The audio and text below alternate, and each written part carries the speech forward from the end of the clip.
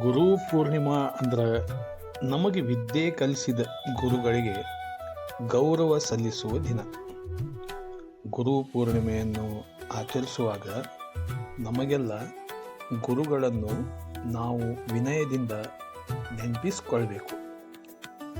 ತಾಯಿಯೂ ಗುರುನ, ತಂದೆನೂ ಗುರುನ, ಹಿರಿಯರೂ ಗುರುನ, ಅಕ್ಷರ ಕಲಿಸಿದ ಮಾಸ್ತರೂ ಗುರುನ, ಯೋಗ ಅಭ್ಯಾಸ ಮಾಡಿಸಿದವರು ಗುರುನ.